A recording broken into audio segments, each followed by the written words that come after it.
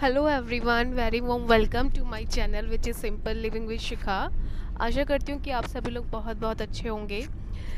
आज है मेरा यूपी पीसीएल एग्जीक्यूटिव असिस्टेंट का एग्ज़ाम।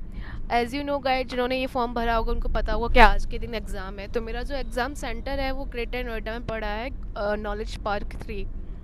और मैं रहती शाहदरा में हूँ और मॉर्निंग शिफ्ट का मेरा एग्ज़ाम है। 8:30 बजे रिपोर्टिंग बंद हो जाएगी और 9 बजे से एग्ज़ाम स्टार्ट है। तो बाय मेट्रो तो पॉसिबल ही नहीं था। मेट्रो तो टाइम पे पहुंचा ही नहीं रही थी। अगर हम पहली पहली मेट्रो भी कैच करते तो भी नहीं हम पहुंच पाते थे टाइम से एग्ज़ाम के टाइम पे। तो अभी फ़िलहाल मैं जा रही हूँ बाय कैब। और किस किस का एग्ज़ाम है और कैसा जाएगा, और किसी को अगर पूछना होगा तो मुझसे पूछ लेना। बाकी तो मैं जा रही हूँ, देखते हैं। मैं पहली बार ही आई थिंक यूपी का एग्ज़ाम देने वाली हूँ। और इससे पहले तो मैंने SSCN ऑल दिया है, पर यूपी का मैं फ़र्स्ट टाइम देने वाली हूँ। सभी नोएडा में हमारा मतलब प्रवेश हो गया है, एंट्री ले ली है। मैं जा रही हूँ, साथ में मेरे हस्बैंड है। हालांकि वो ऑफिस जाएंगे वहीं से, बट मुझे छोड़ते हुए जाएंगे। अभी थोड़ा सा उजाला हुआ है, अभी तक तो अंधेरे में ही हम लोग आ रहे थे। सो लेट्स सी कि कैसा एग्ज़ाम्स आता है।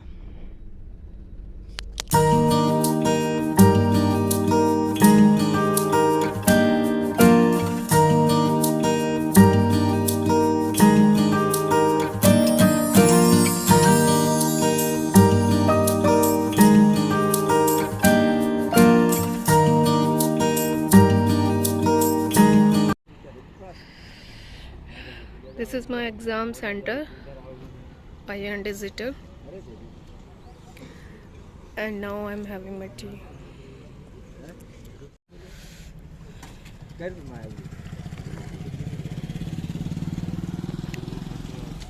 हाँ हाँ, दूसरों का 8 बजे से चालू होती मेट्रो। पहुंचा ही नहीं पाते, एग्जाम छूट जाता है।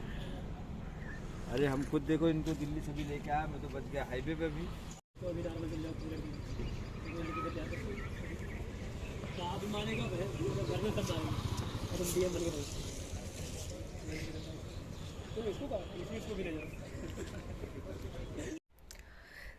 Hi guys, welcome back. अभी मैंने व्लॉग जो स्टार्ट किया था वो मॉर्निंग में किया था स्टार्ट, कि जब मैं अपना एग्ज़ाम देने जा रही थी। तो एग्ज़ाम देकर मैं आ चुकी हूँ और मेरी थोड़ी तबीयत ख़राब हो गई थी, तो इसीलिए मैं एग्ज़ाम से जब निकली तो मैंने कोई वीडियो नहीं बनाया, क्योंकि इस टाइम इतनी ज़्यादा भीड़ थी ना। और वो जो एरिया था वो ऐसा था कि अगर मैं जल्दी से रिक्शा नहीं पकड़ूंगी तो शायद मुझे रिक्शा नहीं मिलता, अगर चले जाते वो रिक्शे थे ना, इसीलिए। तो फिर मैं जल्दी से बस वहाँ से निकली और मैंने अपना रिक्शा लिया और मैं मेट्रो की तरफ आ गई और मैं घर आ गई हूँ। सभी फिलहाल मैं घर पे हूँ। चलिए बात कर लेते हैं अभी इस टाइम हम लोग एग्ज़ाम के बारे में। UPPCL एग्जीक्यूटिव असिस्टेंट का जो एग्ज़ाम था, इसको काफ़ी सारे फॉर्म भरे गए थे, काफ़ी सारे बच्चों ने एग्ज़ाम दिया है। कल भी ये एग्ज़ाम हुआ था और आज है 22, मेरा 22 फर्स्ट शिफ्ट में मेरा पेपर था। IIMT greater Noida knowledge park 3, वहाँ मेरा सेंटर था। और मैं यहाँ शादरा से गई थी सुबह, मतलब 8:30 बजे जो है रिपोर्टिंग टाइम ख़त्म हो जाना था। 9 से 12 मेरा पेपर था। लेकिन सुबह सुबह क्या था कि जो मैंने जो मेट्रो की टाइमिंग देखी उसके अकॉर्डिंग मैं 8:30 तक पहुंच ही नहीं पा रही थी वहां तक। तो फिर इसीलिए मैंने क्या सोचा कि मैं कैब करके जाऊंगी। तो मैं कैब करके गई अपने हस्बैंड के साथ सुबह सुबह। और हम लोगों ने फिर वहाँ पे, मैं फिर वहाँ पहुंची ऐसे, फिर मैं आई हूँ मेट्रो से। अब हम बात कर रहे थे एग्ज़ाम के बारे में। देखिए, मैंने ये वाला एग्ज़ाम फर्स्ट टाइम दिया है और शायद यूपी का भी मैंने कोई भी एग्ज़ाम अभी तक नहीं दिया था। SSC स्टेनो, SSC से रिलेटेड मैंने एग्ज़ाम दिए हैं। और SSC के ही एग्ज़ाम मैंने दिया है और DSSB का एग्ज़ाम दिया है। ये यूपी असिस्टेंट का तो मैंने पहली बार दिया। तो यूपी पीसीएल में काफ़ी सारी अच्छी वैकेंसी थी, तो उसमें मतलब एज ज़्यादा दे रखी थी, तो इसलिए लोगों ने ही फॉर्म फिल किया। और काफ़ी लोग आए थे। वहाँ पे मैंने देखा कि हार्डली 3 से 4 5 बच्चे थे जो मेरी लैब में नहीं थे, बाकी सारी सीट फुल थी। बहुत भीड़ थी जब मैं वहाँ से निकली। दूर दूर से बच्चे आए हुए थे वहाँ पे एग्ज़ाम देने के लिए। मतलब नोएडा में मेरा एग्ज़ाम था, मैं तो शादरा से गई थी मैं तो। लेकिन कुछ बच्चे थे जो अदर सिटी से भी आए हुए थे और अपने किसी रिलेटिव के यहाँ पर रह रहे थे और फिर वो एग्ज़ाम देने आए थे। तो एग्ज़ाम की मैं बात कर रही हूँ, 3 घंटे का ये पेपर था। और पेपर जो है वो अच्छा था। कंप्यूटर का मैं मतलब टॉपिक मैं बात करती हूँ सबसे पहले कंप्यूटर की। कंप्यूटर के बारे में इतना मतलब प्रीवियस ईयर क्वेश्चंस देखे हम लोगों ने कैसे आए हैं, ट्रिपल सी लेवल का आएगा, ये आएगा। जिसने अगर कंप्यूटर बेसिक प्रैक्टिकली किया है वो ये पेपर बहुत इजीली कर लेगा। उसमें कुछ भी थ्योरी वाला था ही नहीं। मैंने जो रियलाइज किया, मैं अपना पॉइंट ऑफ व्यू बता रही हूँ, जो मैंने एनालाइज किया है एग्जाम को लेकर वो मैं बता रही हूँ। 3 घंटे एग्जाम के लिए इनफ है, इनफ है। टाइमिंग एकदम बढ़िया है, 3 घंटे आप आराम से पेपर करिए, मतलब आपको टाइमिंग की कमी तो महसूस नहीं होगी पूरे पेपर में। जैसा कि मैंने किया, मुझे टाइम की कमी महसूस नहीं हुई। लेकिन जो कंप्यूटर का एग्जाम था वो थ्योरी मतलब कि एक क्वेश्चन था जो कि फुल फॉर्म से आया था, फुल फॉर्म वाला। और इसका जनक कौन है, उसका जनक कौन है, ये सब कुछ नहीं आया था। हाँ, मतलब वही आया था जिसने प्रैक्टिकल किया है ना, मतलब करके अपने हाथ से कंप्यूटर चलाया है, जिसने प्रैक्टिकली काम किया है वो तुरंत तुरंत क्लिक कर लेगा वो सारे क्वेश्चन, और बहुत इजीली कंप्यूटर के क्वेश्चन जो 30 क्वेश्चन का जो टारगेट है ना वो अचीव कर लेगा। तो ये था, तो कंप्यूटर का पेपर इजी था, बताया मैंने कि प्रैक्टिकल था। प्रैक्टिकल जिसने किया है वो इजीली उस पेपर को अटेंड कर लेगा। तो 50 क्वेश्चन ऐसे ही थे, एक का दुक्का क्वेश्चन को छोड़ करके। 30 नंबर मतलब निकालना आसान था अगर जिसने कंप्यूटर चलाया है उसके लिए। फिर हम बात करते हैं यहाँ पे हिंदी की, जिसको हम लोग बहुत स्कोरिंग बोलते हैं, मतलब अच्छे मार्क्स हम जहाँ पे खींच सकते हैं वो हिंदी था और रीजनिंग था, ये सब होता है ना। तो हिंदी जो है वो अच्छी आई थी। उसमें कोई गद्यांश पद्यांश कुछ नहीं आया था। उसमें जो है तत्सम तद्भव शब्द बहुत आए थे। शुद्धि अशुद्धि वाले जो वाक्य होते हैं वो आए थे। उसमें जो मैक्सिमम क्वेश्चन मैं बता रही हूँ, ज्यादातर जो थे तत्सम तद्भव विलोम शब्द आए थे, पर्यायवाची शब्द आए थे। संधि का वहां पे एक भी क्वेश्चन नहीं था। संधि विच्छेद जिसको पढ़ने में हम लोगों ने सबसे ज्यादा टाइम लगाया था, और कहा जाता है कि हिंदी ग्रामर में ना संधि विच्छेद सबसे टफेस्ट और टाइम टेकिंग जो है चैप्टर होता है। संधि विच्छेद का एक भी क्वेश्चन नहीं था, एक भी। और तत्सम तद्भव और वाक्य शुद्धिकरण और वर्णमाला से था क्वेश्चन, और क्या विलोम पर्यायवाची ये थे। हाँ, यही था हिंदी में। और हाँ, मुहावरे थे, मुहावरे थे हिंदी में। हाँ, और अलंकार था, अलंकार का एक क्वेश्चन था सिर्फ, और मुहावरे थे। तो यही था हिंदी में, इससे ज्यादा हिंदी में कुछ नहीं था। तो हिंदी का पेपर भी मुझे ठीक लगा। अब हम बात कर लेते हैं इंग्लिश की। तो इंग्लिश का पेपर जो है बहुत इजी नहीं था, मॉडरेट था। मतलब इंग्लिश जो पेपर था जिसने पढ़ी है वही इंग्लिश कर पाएगा, ऐसी नहीं था उसका। लेकिन हाँ, ऐसा नहीं था कि बिल्कुल ही ऊपर से जा रहा हो। आप थोड़ा सा सॉरी सॉरी गाइज, वो कॉल आ गया था तो फिर मैंने वीडियो डिस्कनेक्ट कर दिया था। तो अभी मैं इंग्लिश की पेपर की बात कर रही थी।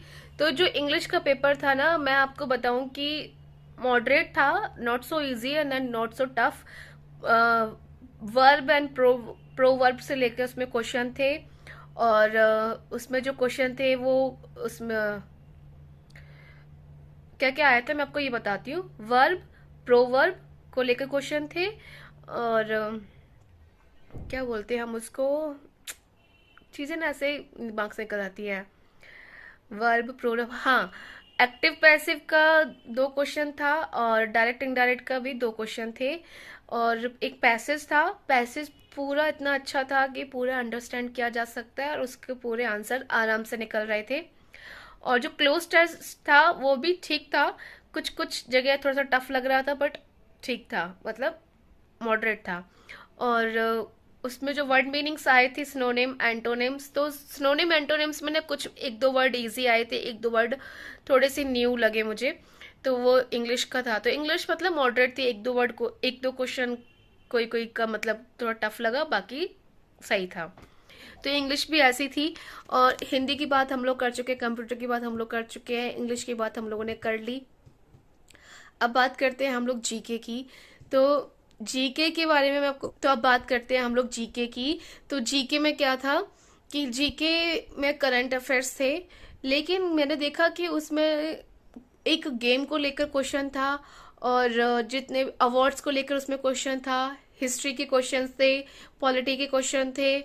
और मतलब जीके तो मैंने इतना अच्छे से पढ़ा नहीं था, टू बी वेरी ऑनेस्ट, तो जीके तो मुझे नहीं आता था, लेकिन मैंने जो क्वेश्चंस उसके पढ़े थे ना, तो ऐसा लग रहा था अगर किसी ने करंट अफेयर्स पढ़ा है तो वो कर लेगा, क्योंकि बहुत ज़्यादा डीप क्वेश्चन थे, जैसे कि एसएससी में आ रहे हैं डीप क्वेश्चन आ रहे हैं।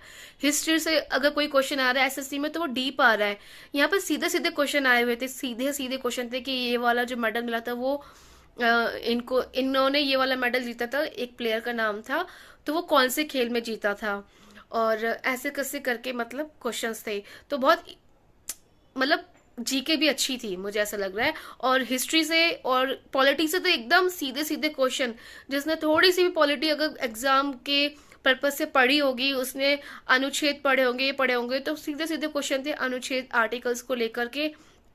पॉलिटी, ज्योग्राफी, रिवर से लेकर रिवर वाला एक क्वेश्चन था, तो मतलब ऐसा कुछ इकोनॉमी या रिवर उसमें ज्योग्राफी में नहीं आया कि जो आपने पढ़ा ना हो। अगर आपने पढ़ा है तो आप कर लोगे, मतलब ऊपर से ही आया था, नॉट सो डीप।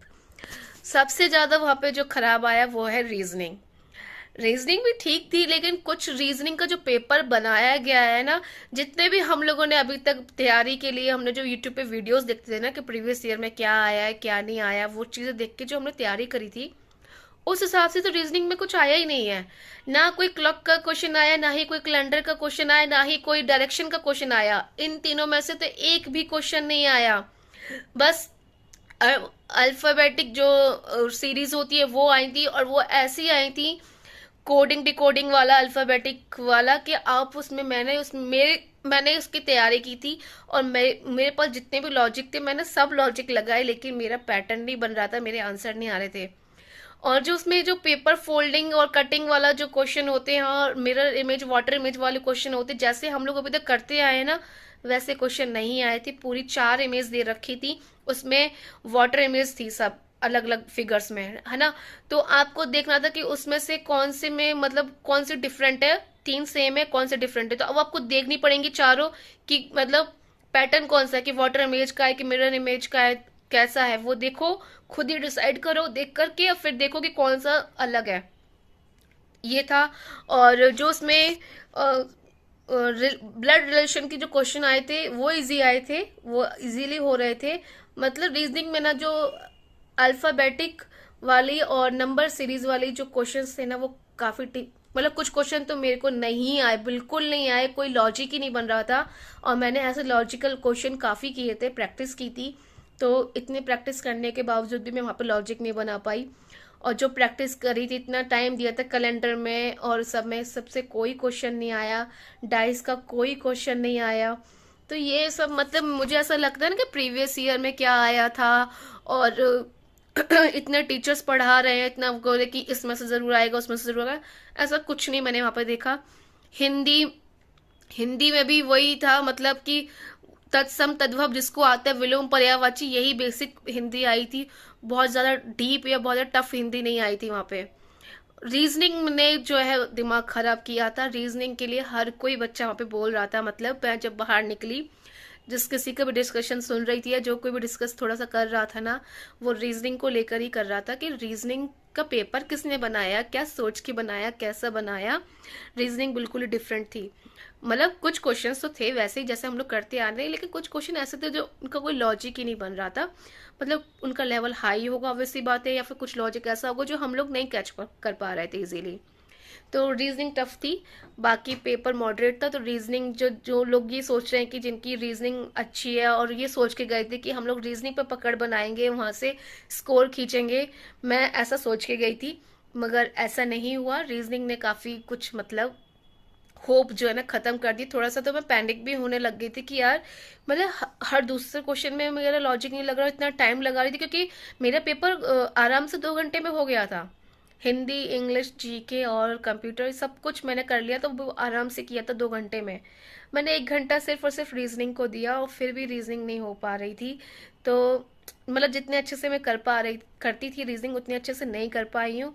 तो इसका अफसोस है कि रीजनिंग अच्छे से नहीं हुई। बाकी आप लोगों का भी जिसका भी एग्जाम हुआ हो आज या फिर कल जिसका भी हुआ हो, कैसा आपका एक्सपीरियंस रहा है, कैसे आपके क्वेश्चंस आए हैं, कैसे क्या है, प्लीज़ कमेंट बॉक्स में बताना, ताकि हम लोगों को आइडिया लग जाए, क्योंकि जो यूपी RVUNL का जिसने एग्ज़ाम भरा होगा ना, थोड़ा इस एग्ज़ाम से हम उस एग्ज़ाम के लिए आइडिया ले सकते हैं कि कैसा आएगा, क्योंकि पैटर्न दोनों एग्जाम का सेम है, सिलेबस दोनों एग्जाम का सेम ही है, मतलब जो कुछ भी इसमें आ रहा है वही उसमें आ रहा है, वही नंबर्स वगैरह सब कुछ है।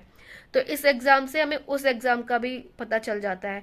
तो यूपी RVUNL का अभी अगर किसी ने फॉर्म फिल किया है तो प्लीज़ मुझे ज़रूर बताना, और यूपी PCL का किस किस ने एग्ज़ाम दिया है और कैसा रहा सबका मुझे ज़रूर बताना। और मेरा तो जैसा रहा वो मैंने आपको बता दिया, बाकी देखा जाएगा कैसा क्या रहेगा। और तो बस यही सब था, मुझे आज आपसे बस यही सब डिस्कस करना था। तो मिलेंगे नेक्स्ट व्लॉग में, नेक्स्ट वीडियो, तब तक के लिए bye bye and take care.